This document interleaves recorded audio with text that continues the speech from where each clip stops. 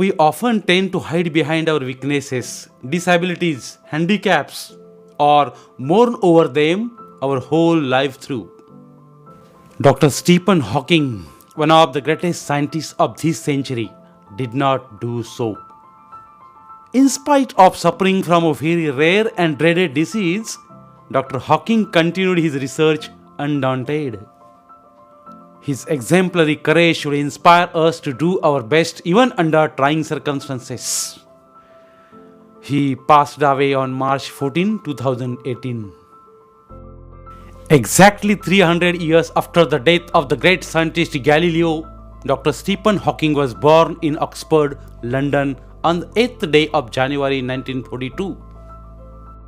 Little did his parents know that one day their little boy would be hailed as one of the greatest scientists of this century. Neither could anybody imagine that his mind would soar off into space like light. And more importantly, none could predict that he would be the very epitome of courage. Courage is a wonderful thing. It is that quality which makes people not lose heart when faced with a great calamity.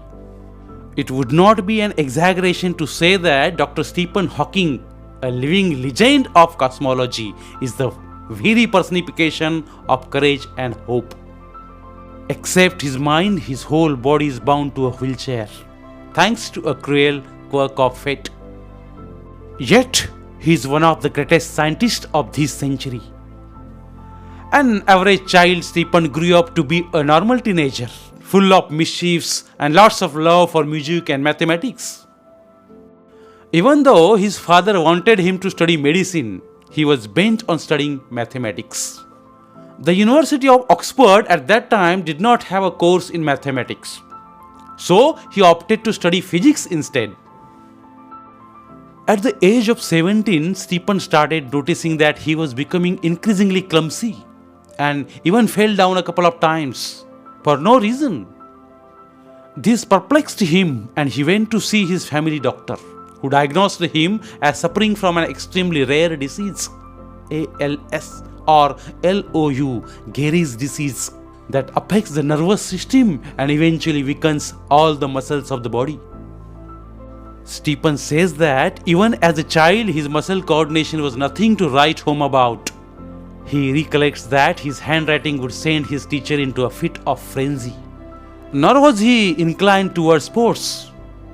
Nevertheless, this disease came as a bolt from the blue. How much time he had left on this planet was very uncertain. The prognosis was bad, and the doctor said they could not do much. Undaunted, Stephen decided to continue his research and even got engaged to a Jane Wilde. Hawking says that, ironic as it may sound, it is at this dismal stage he began enjoying life the most.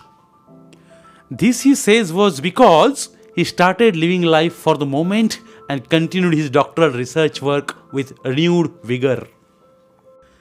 In the meanwhile, the disease worked its way into Stephen's body and left him disabled. He began studying the concept of black holes to get his PhD. By this time, he was confined to a wheelchair and was rapidly losing control of his hands and speech. The study of black holes sparked his imagination with bright ideas. He made many epoch-making statements that shook established theories. Scientists believe that the universe began with a big bang. To explain this concept better, Stephen invented what is known as Lie algebra. Though confined to a wheelchair with no control over his body, save a finger and with a computer to help him express his thoughts. Dr. Hawking is an authority on profound subjects of science. Numerous honorary doctorates and awards have been bestowed on him. He is a fellow of the Royal Society and a member of the US National Academy of Sciences. In spite of being considered Einstein's equal in intelligence, Dr. Hawking is a very humble man. A simple, down-to-earth man. He has authored many books dealing with his awesome ideas, keeping a layman in mind. His writing is full of wit and humor. His style is so lucid that non-scientists can also understand him. His book, A Brief History of Time, is one of the best-selling books of our times.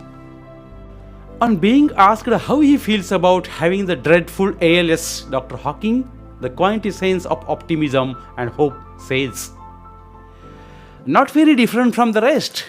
I try and lead as normal a life as possible, and not think about my condition or regret the things it prevents me from doing, which are not many." Dr. Hawking firmly believes that in the next millennium, science will discover the core secrets of the universe, its origin, its history, and maybe even predict its ultimate demise. Like Dr. Hawking, there are many people who display exemplary courage in their lives. Let us salute all those brave people who, in spite of being disabled, strive to do their best. Thank you, students.